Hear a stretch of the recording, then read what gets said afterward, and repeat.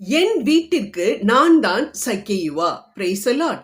ஆண்டவர் சக்கேயுவை நோக்கி, இன்று இந்த வீட்டிற்கு மீட்பு வந்தது, ரட்சிப்பு வந்தது என்று கூறினார் என்று நாம் லூக்கா 19:9 வாசிக்கின்றோம்.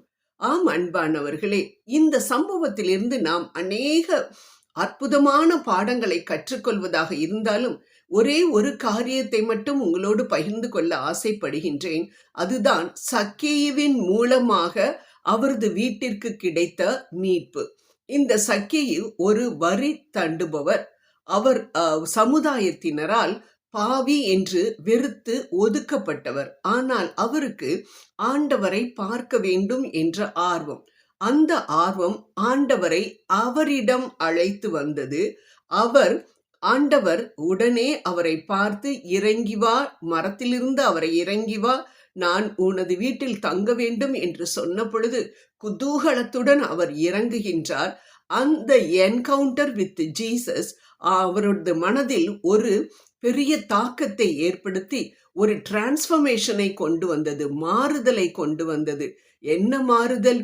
நான் யாரிடமாவது அநியாயமாக பணம் வாங்கியிருந்தேன் என்றால் நாளத்தனையாக திருப்பி கொடுத்து விடுகின்றேன், எனது சொத்தில் பாதியை ஏழைகளுக்கு கொடுத்து விடுகிறேன் என்றெல்லாம் தனது பாவங்களுக்காக மனம் வருந்தி அவர்களோடு ஒப்புரவாக கூடிய ஒரு தன்மையை ஏற்படுத்துகின்றது. அன்பானவர்களே, இதனால் ஆண்டவர், இதற்காக தானே ஆண்டவர் இந்த உலகத்திற்கு வந்தார்.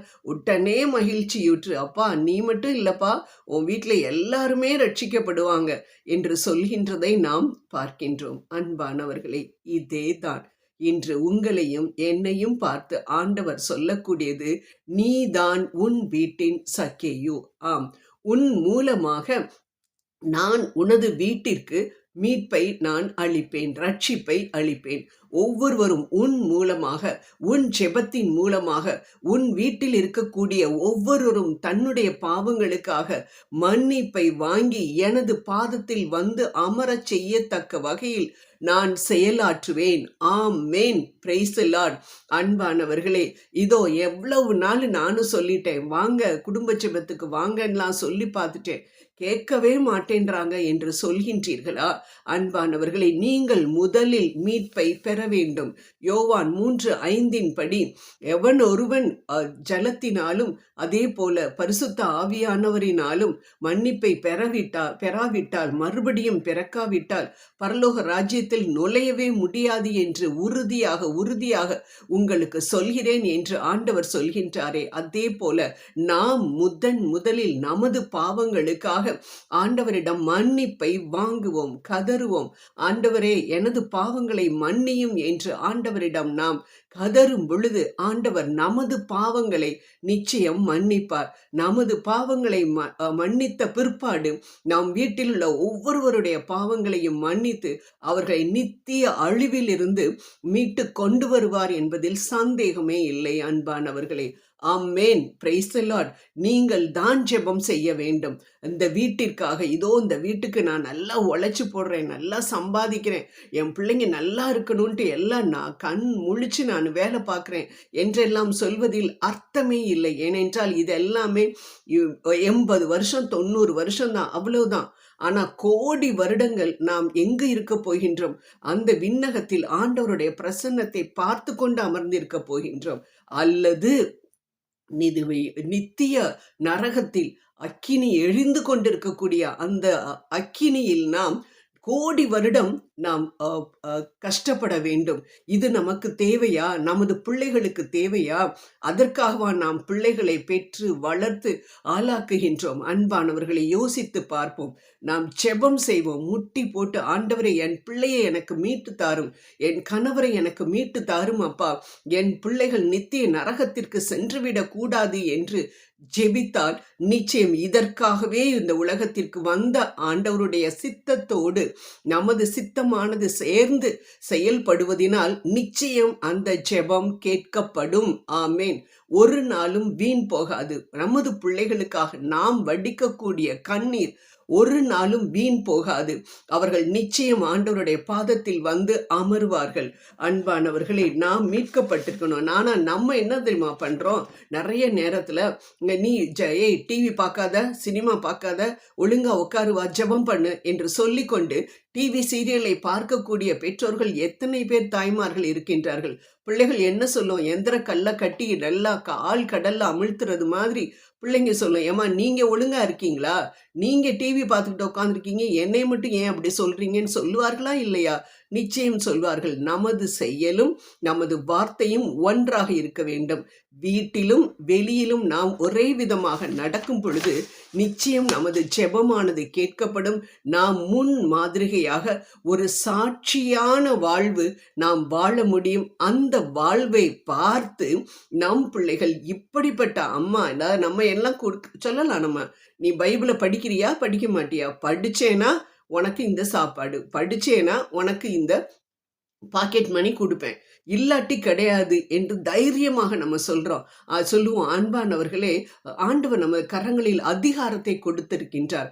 அந்த அதிகாரத்தை நாம் பயன்படுத்த வேண்டும். ஆனா நிறைய பெற்றோர்கள் பயப்பட தான் செய்யறாங்க. ஐயோ, அதுவும் சம்பாதிக்கிற பையனா இருந்துச்சுன்னா ஒண்ணுமே, நீ வாப்பா, நீ எந்த நேரத்துக்கும் வாப்பா, வீட்டுக்கு ஒன்றும் பிரச்சனையே இல்லப்பா என்று சொல்லக்கூடிய பெற்றோர்கள் தான் இருக்கிறாங்க. ஆனா அதே பிள்ளைகளினால் பைபிள் என்ற அந்த இறை வார்த்தைகள் அடங்கிய அந்த புஸ்தகத்தை அவர்கள் திறக்காமல் இருந்தார்கள் என்றால் வாழ்க்கை புத்தகம் அவர்களுக்கு நிச்சயம் தாறுமாறாக தான் இருக்கும். அன்பானவர்களே, அவர்களின் மூலமாக சந்தோஷம் நமக்கும் கடவுளுக்கும் ஏற்படாது.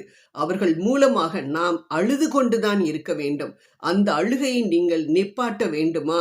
முதலில் செய்ய வேண்டியது அவர்களுக்காக ஜெபியுங்கள்.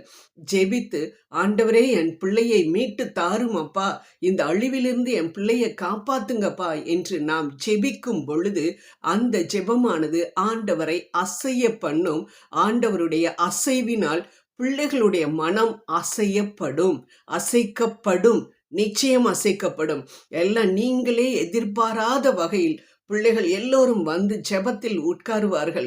உங்களது வீடு சமாதானமும் சந்தோஷமும் பொங்கி வழியக்கூடிய ஒரு இதாக இருக்கும், பரலோகமாக காணப்படும். அன்பானவர்களே, இதைத்தான் ஆண்டவர் உங்களிடமிருந்தும் என்னிடமிருந்தும் எதிர்பார்க்கிறார். எப்படி இந்த சக்கேயு, ஐயோ ஆண்டவரே, நான் இந்த தவறுகளை எல்லாம் அடிச்சு பிடிச்சு பணத்தை வாங்கிட்டனே, அதையெல்லாம் நான் திருப்பி கொடுத்துட்றேனேன்னு சொல்லிட்டு திருப்பி கொடுக்க முன் வந்தாரோ, உடனே கொடுக்க கூட இல்லை, கொடுக்கிறேன்னு தான் சொன்னார். உடனே ஆண்டவருக்கு மகிழ்ச்சி. அதே போலதான் அன்பானவர்களே, நாமும் நமக்கு தவறு, நம்மிடம் மிகவும் வேதனையாக பேசின மனிதர்களை மன்னிப்போம். அதை நம்ம பிள்ளைங்க பார்த்துக்கிட்டே இருக்காங்க, கூர்ந்து கவனிச்சிட்டு இருக்காங்க.